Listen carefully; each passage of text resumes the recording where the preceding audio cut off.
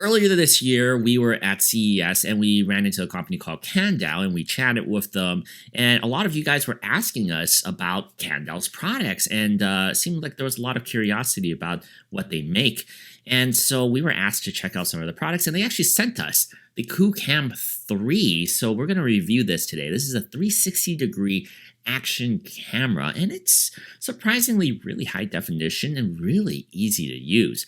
So what can this do? What can you make with it? Well, let's talk about it right now. I'm Alex from the Sypnotix, and this is the review of the KanDao QooCam 3.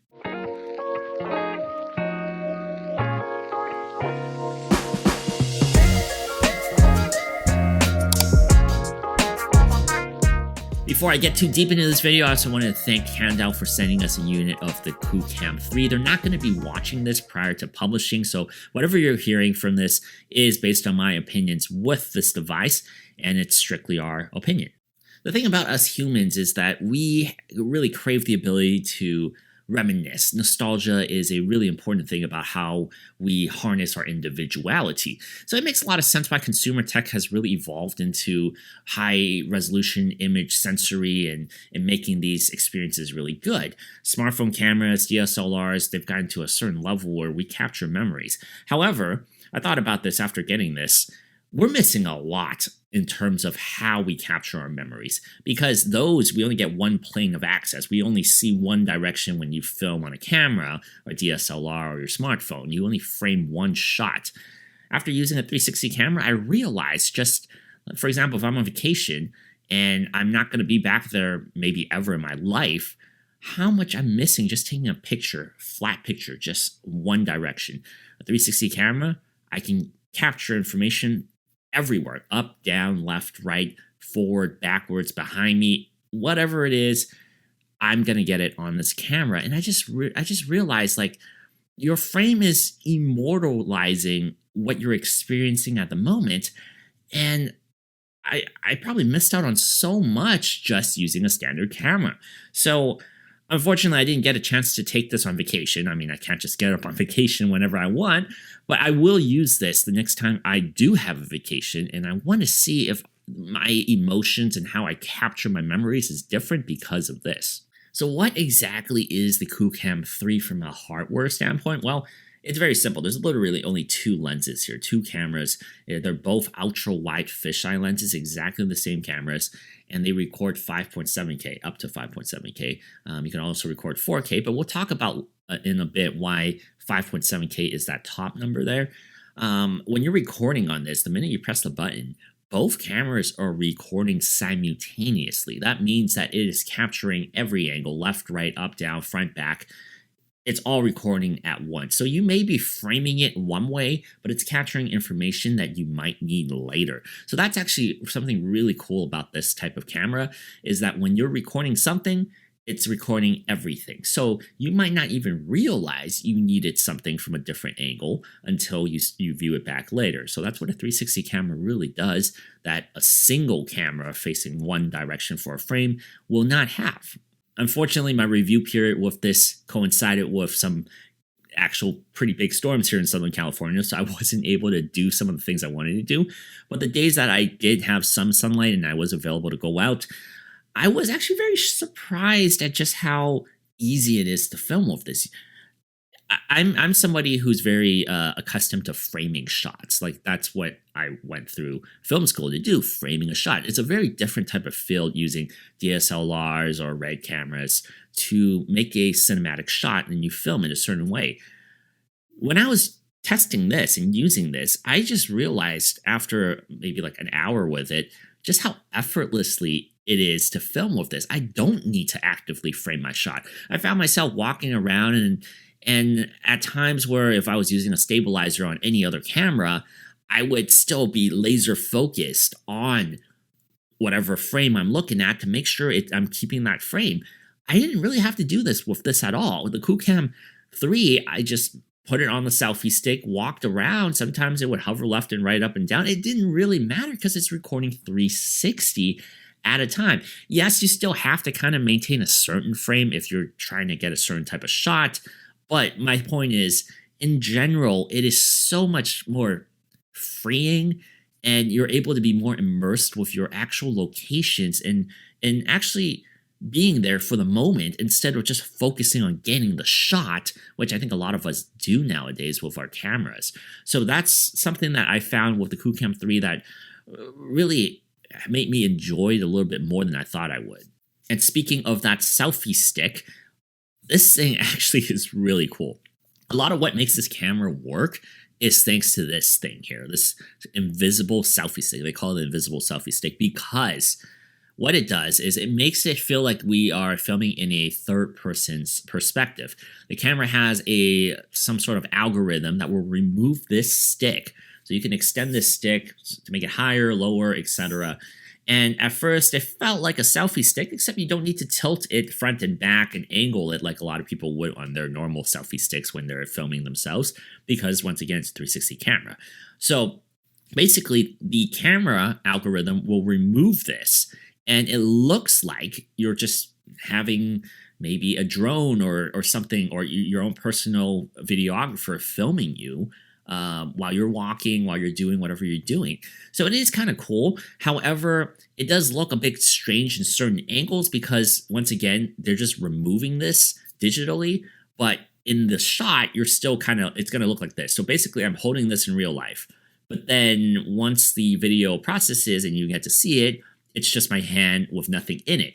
So in certain positions, it does look kind of weird that I'm just like holding out my hand with nothing in it. However, it is kind of cool. It is really unique. I have not seen something like this, an invisible selfie stick that just does it automatically. So that is very convenient to have this, and you can get some really cool shots using this. So going back to what I was saying about using the QooCam 3 and just kind of forgetting to maintain the frame because I didn't need to, that was something that I also had with the selfie stick. Normally, once again, if you had a camera on say a DJI stabilizer or a 3-axis stabilization or a 4-axis stabilization, you do still have to maintain your frame when your movements and things like that.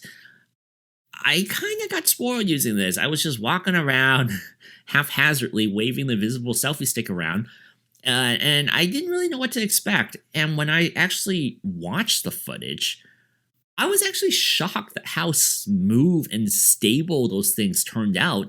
And I wasn't even trying. I wasn't even doing anything. I was just literally walking and just bouncing around, and the shots were very clean. But I'm going to use these segues. It's been a long time. And this is how well I can move. This is an action shot. Hope I don't die.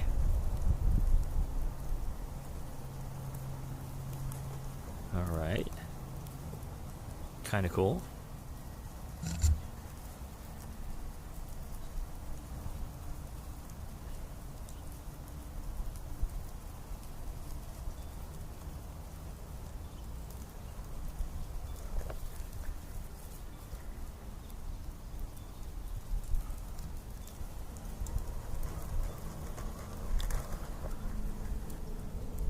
Alright, I'm gonna slow down.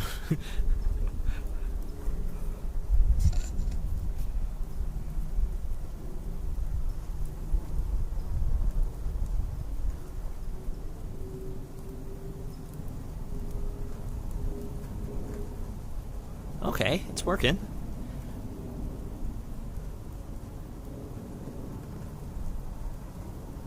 You can see I'm just going through my neighborhood here. Straight path. I'm going to make a turn. Pretty clean turn there. You know, I'm not walking. I'm not skating. I'm literally gliding. And you should be able to see everything here. That's the cool thing about this thing. I don't have to worry about the frame because it's literally picking up everything. So I can always check it out after. The main reason is because KanDao, the stabilization KanDao threw in here, was a 6-axis gyroscope. And from my understanding, that means a 3-axis gyro works together with a 3-axis accelerometer to measure the acceleration in the 3 axes so that it knows basically where a certain level is.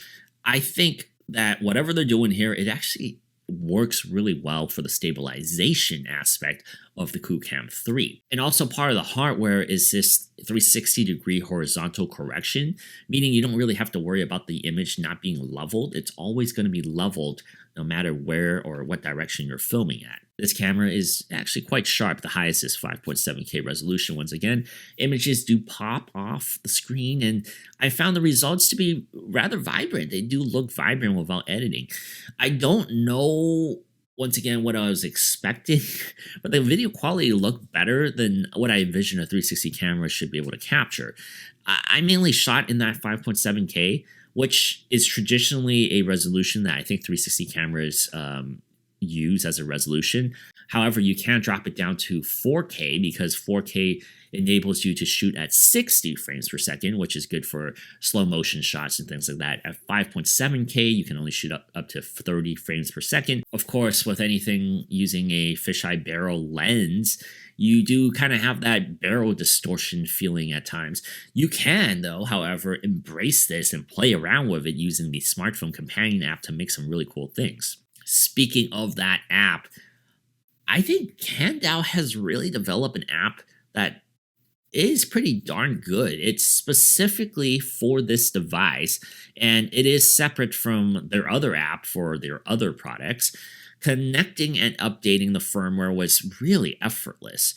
I actually mean that. This was a very simple thing to do. You connect it, immediately connects. It's very upfront and simple to use. It's hassle-free, and I do think it's a refined user experience for sure. However, it isn't perfect. There are little things that could be easily fixed through a software update. For example, the dates and the timestamps are all in Chinese. I don't read Chinese, but I know enough Chinese that I know what I'm reading. But for a lot of other people, they might not know that. So as far as I was able to tinker with, I couldn't change those settings. I think it's just a little bug.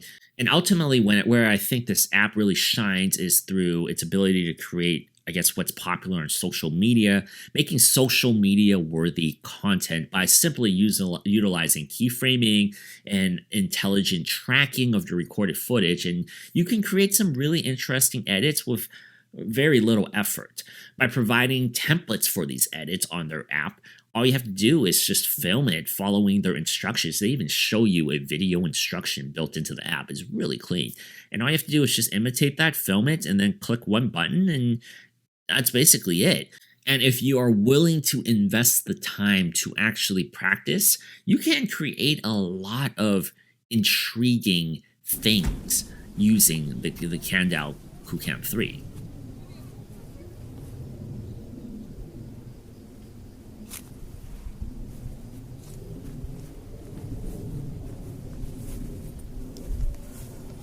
I always wanted to see these. Yep, me too. No, I said you always went to see these. I want to see the A single battery lasted me about 25 minutes of video recording time. That's not the best. That's not too bad. It could be better. But the batteries do charge up at I guess, a respectable pace, so you should be able to get back out into the field after like a short coffee break. The batteries are interchangeable behind this really nicely sealed flap. And the reason there's a flap is because this is IP68 water proof. So you can actually go into the water about, they say, 33 feet underwater with the QooCam 3. So you can do your water sports, go in the lake or the ocean and film underwater.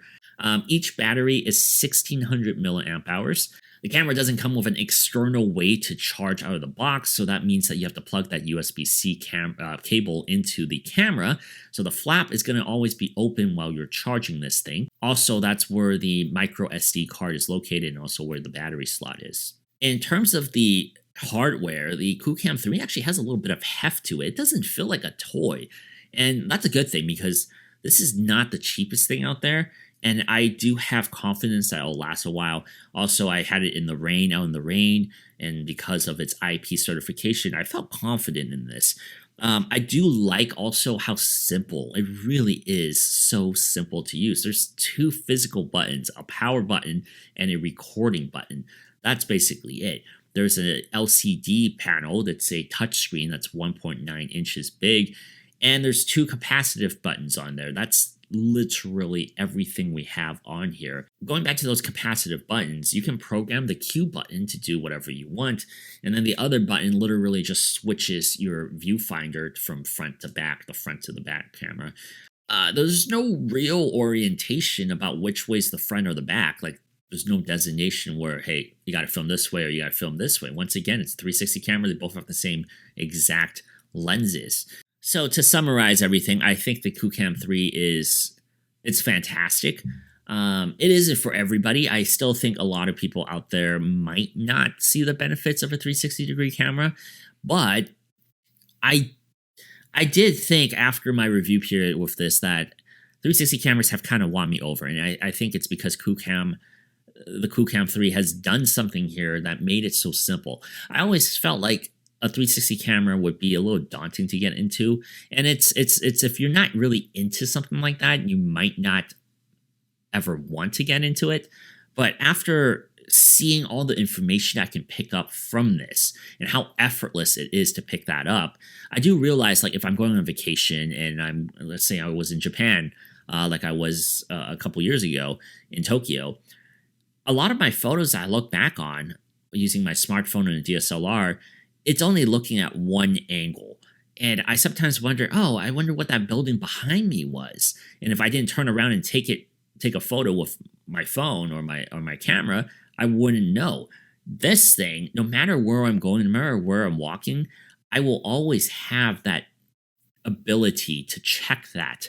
And I think there's a lot of value to that if you're somebody who wants to review that. You don't have to do that, obviously. You can edit things that it's only one direction, but you have that flexibility of having that data for the other side if you want to edit something like that too. So the other thing that I do find about 360 cameras is the lack of, I guess, support. Like, you can't put this on YouTube and just free flow and check it 360 all the way around. There's no capability on YouTube to do that currently. Facebook at one time or another used to have something like that. I remember in the old days on Facebook, they did experiment with this 360-degree kind of photo video thing where you can just use your mouse to drag it around. I don't even know if they support that anymore. And KanDao's doing a good job kind of trying to make their own ecosystem. So until some of the other big, I guess, like social media or video hosting sites utilize things like, say, Instagram allows you to do this on your story where you can use your hand to pinch around in a 360 view, I still think it is a limited space for what you can do with a 360 camera, but you can definitely create some cool things here if you are invested and want to try something like this. So there you go. What cool things do you want to do with a 360 camera? Let me know. Give me some ideas to use the QooCam 3. And once the rain finally lets up here, I'm definitely going to bring this thing back out and get some more cool shots. I'm Alex from the Sypnotix, and I'll see you guys in the next one.